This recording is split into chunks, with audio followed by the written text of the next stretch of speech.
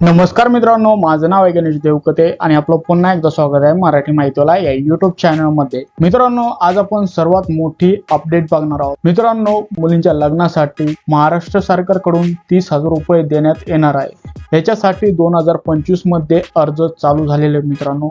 याच्यासाठी तुम्हाला अप्लाय कसं करायचं आहे, फॉर्म कसा भरायचा आहे, तो फॉर्म कुठे सबमिट करायचा आहे आणि जे 30,000 रुपये भेटणार आहे ते किती दिवसांमध्ये भेटणार आहे, याच्यासाठी पात्रता काय काय राहणार आहे, संपूर्ण माहिती तुम्हाला आजच्या व्हिडिओमध्ये बघायला भेटणार आहे। तर व्हिडिओ शेवटपर्यंत बघायचा आहे आणि अशाच लेटेस्ट अपडेटसाठी आपल्या यूट्यूब चॅनलला सबस्क्राईब करून ठेवायचा आहे। मित्रांनो, व्हिडिओ थोडा पण स्किप करायचा नाही, फॉर्म भरण्याची संपूर्ण प्रोसेस तुम्हाला बघायला भेटणार आहे। तर मित्रांनो, चला व्हिडिओला सुरुवात करूया।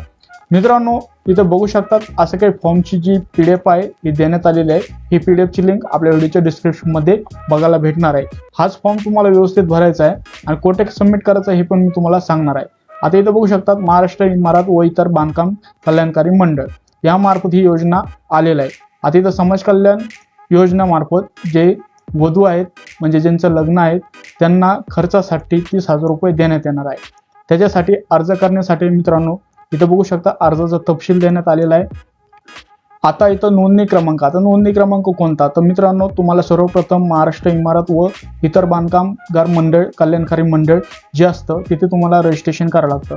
आता हे रजिस्ट्रेशन प्रत्येक जिल्ह्याच्या ठिकाणी होत असतं। तुम्ही सेतू कार्यालयामध्ये जर गेले तर तुम्ही तिथून रजिस्ट्रेशन करू शकता आणि तिथून तुम्हाला 8 दिवसामध्ये जो नोंदणी क्रमांक असतो तो भेटत असतो। त्याच्यानंतर तो नोंदणी क्रमांक घ्यायचा आहे, हा फॉर्म घ्यायचा आहे आणि नोंदणी क्रमांक टाकून नूतनीकरण जी दिनांक आहे त्या फॉर्मवरती असते व त्या पावतीवरती असते, तो ती दिनांक टाकायची आहे, आवक दिनांक टाकायचे आहे।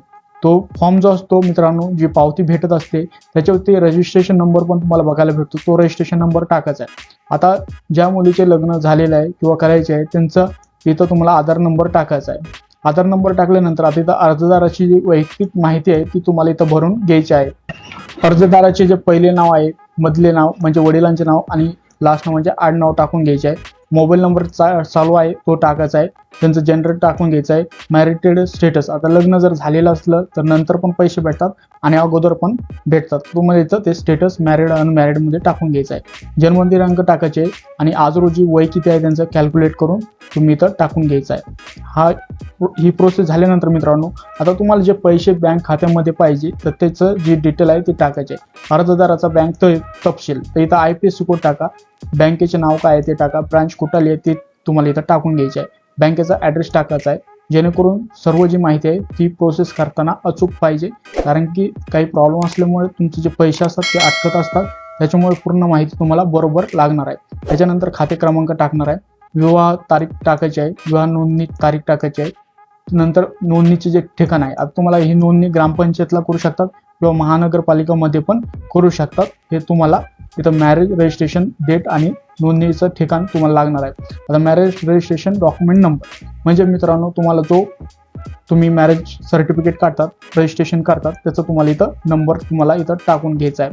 त्याच्यानंतर अर्जदाराचे स्पष्टीकरण तपशील थोडं खाली यायचं आहे मित्रांनो, परत इथं पूर्ण नाव टाकायचं आहे आणि आधार नंबर टाकायचा आहे। त्याच्यानंतर जे नातेसंबंध आहेत, आता इथं बघू शकता ॲप्लिकेशन पाऊस डिटेल म्हणजेच जे अर्जदारांचे हस्बंड आहेत त्यांची डिटेल तुम्हाला इथे टाकावी लागणार आहे। रिलेशन तुम्हाला इथं हस्बंड टाकायचं आहे, डेट टाकायची आहे, त्याच्यानंतर वय किती आहे त्यांचं आज तारखेपर्यंत ते टाकायचं आहे। आता इथं मित्रांनो तुम्हाला महत्त्वाचे डॉक्युमेंट काय लागणार आहे, विवाहाचे प्रमाणपत्र म्हणजेच आपण जी नोंदणी करतो ग्रामपंचायतमध्ये जे तुम्हाला नोंदणीचं सर्टिफिकेट भेटतं त्यालाच आपण मॅरेज सर्टिफिकेट म्हणतो, ते तुम्हाला लागणार आहे। अफिडेविट फॉर फर्स्ट मॅरेज, तर तुम्हाला हे जे अफिडेविट असतं मॅरेज सर्टिफिकेट काढायला लागत असतं तेच तुम्हाला अफिडेविट इथं लागणार आहे। आता इथं पती आणि पत्नीचे दोघांचे आधार कार्ड लागणार आहे आणि सेल्फ डिक्लेरेशन फॉर्म लागणार आहे।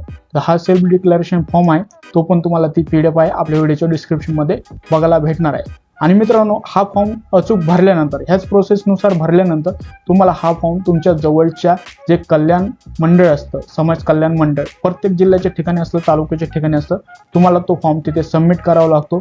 त्याच्यानंतर 15 दिवसाच्या आत पैसे जे असतात ते तुमच्या खात्यामध्ये बघायला भेटतात। मित्रांनो ही काही महत्त्वाची अपडेट होती मित्रांनो, ज्यांना पण आपल्या मुलींचे लग्न करायचे आहे, ज्यांचे झालेलं आहे नेटकेस, त्यांना जर 30,000 रुपयाचा लाभ घ्यायचा असेल तर ह्या प्रोसेसनुसार तुम्हाला हा फॉर्म भरायचा आहे मित्रांनो. ही माहिती कशी वाटली आपल्या कमेंट बॉक्समध्ये कमेंट करा. काही प्रॉब्लेम असते तर कमेंटमध्ये विचारू शकता. इंस्टाग्राम पेजला फॉलो करून तिथे पण तुम्ही विचारू शकता.